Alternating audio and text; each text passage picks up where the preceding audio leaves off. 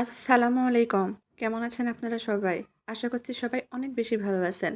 সবাইকে আবারও একবার আমন্ত্রণ করছি সাদামাটা রান্নাঘর অ্যান্ড ব্লগসের আরেকটি নতুন ভিডিও দেখার জন্য। আজকে আমি আপনাদের মাঝে আটা দিয়ে তৈরি ভীষণ হেলদি টেস্টি স্কুল অফিসের টিফিন রেসিপি কিংবা সকাল বিকালের নাস্তা রেসিপি শেয়ার করছি। খেতে কিন্তু ভীষণ মজার। তো চলেন দেখি তৈরির পুরো প্রস্তুত প্রণালী আপনাদের মাঝে শেয়ার করি। এখানে একটা বোল নিয়েছি। বোলের মধ্যে আমি চায়ের কাপে মেপে হাফ কাপের একটু বেশি পরিমাণ আটা দিয়ে দিব। আটার মধ্যে সামান্য পরিমাণ কালো জিরা আর স্বাদ মতো লবণ দিয়ে দিচ্ছি 1 চামচ মতো তেল। তেলটা আটার সঙ্গে ঘষে ঘষে ময়াম দিয়ে নিচ্ছি।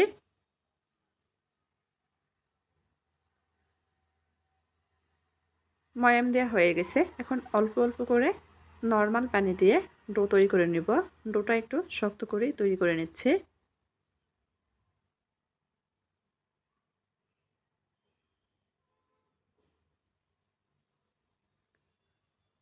ডোটা কিছুক্ষণ সময় নিয়ে মথে নিব।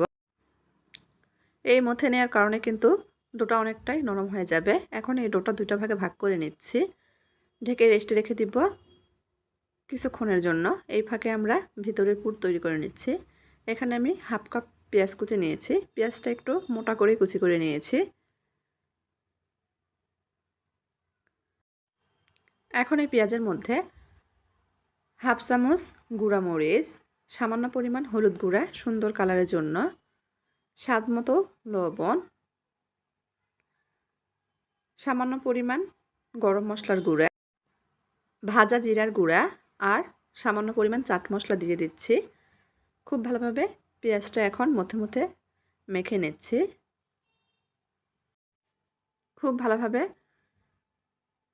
হাত দিয়ে মধ্যে মধ্যে মেখে নিচ্ছি। এতে করে পেঁয়াজটা অনেকটাই নরম হয়ে যাবে।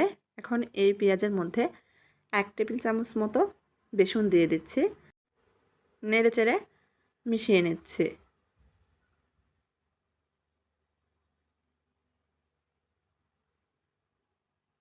খুব ভালোভাবে মিশিয়ে নিয়েছি। নাস্তা তৈরির জন্য ভিতরের পুর একদম তৈরি। সাইডে রেখে দিব। এদিকে ডোটা কিন্তু আগের থেকে অনেকটাই নরম হয়ে গেছে। এখন একটা পিঁড়ি নিয়েছি। পিঁড়ির উপর সামান্য পরিমাণ আটা ছড়িয়ে দিব। একটা রুটির বল নিয়েছি। পাতলা করে রুটি বেলে নিব। একটা রুটি দিয়ে দুইটা নাস্তা তৈরি করা যাবে। চারপাশ সমান করে পাতলা করে বড় রুটি তৈরি করে নিয়েছি। তৈরি করে রাখা পেঁয়াজের পুর দিয়ে দিচ্ছি। যে পরিমাণ পেঁয়াজের পুর তৈরি করেছি এখানে আমার একটা রুটিতে পুরো পেঁয়াজের পুরটাই লাগবে।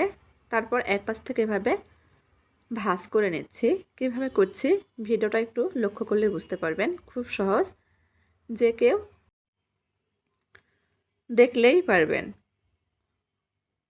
এখন ছুরি দিয়ে এর মাঝখানে কেটে নিব। দুটো ভাগে ভাগ করে নিচ্ছি।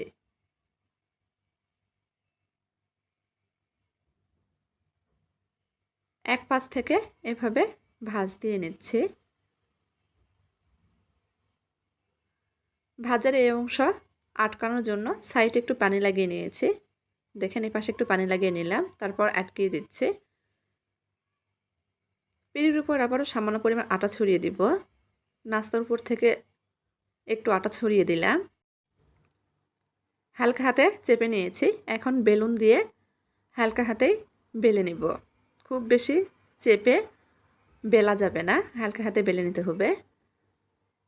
বেলে নিয়েছি।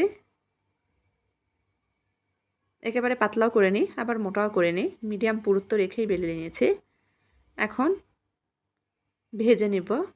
চুলার উপর ফ্রাই প্যান বসিয়ে দিয়েছি। ফ্রাই প্যান গরম হয়ে গেছে। 1 চামচ মতো তেল দিয়েছি। তেলটা গরম হয়ে গেলে তৈরি করে রাখা নাস্তা বা টিফিনটি দিয়ে দিচ্ছি। চুলার আঁচ মিডিয়াম আঁচে কমিয়ে রেখেছি। একটু সময় নিয়ে উল্টিয়ে পাল্টিয়ে ভেজে নিব। এই নাস্তাটা খেতে যে এতটাই মজার হয়েছিল, কাউকে যদি একবার তৈরি করে খাওয়ান সে কিন্তু আবারও খেতে চাইবে। বাচ্চারা কিন্তু অনেক পছন্দ করবে। তাদের টিফিন বক্সে দিলে টিফিন বক্স খালি হয়ে যাবে। একটু সময় নিয়ে মুচমুচে করে ভেজে নিচ্ছি। আমি এখানে সামান্য পরিমাণ তেল ব্যবহার করেছি। চাইলে তেল ছাড়াও কিন্তু ভেজে নিতে পারবেন। ভেজে নেওয়া হয়েছে।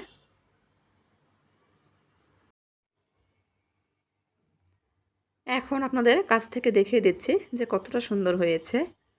আমার আজকের এই নাস্তা বা টিফিন রেসিপিটি আপনাদের কাছে কেমন লেগেছে চাইলে কমেন্ট করে জানাতে পারেন।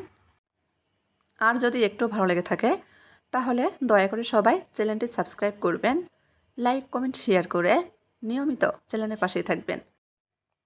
এখন হাত দিয়ে ভেঙে দেখাচ্ছে, দেখেন উপরটা কত মুচমুচে, ভিতরে একদম পেঁয়াজের পুরে ভরা। তো আজকের মতো এই পর্যন্তই। সবাই ভালো থাকবেন। আল্লাহ হাফেজ।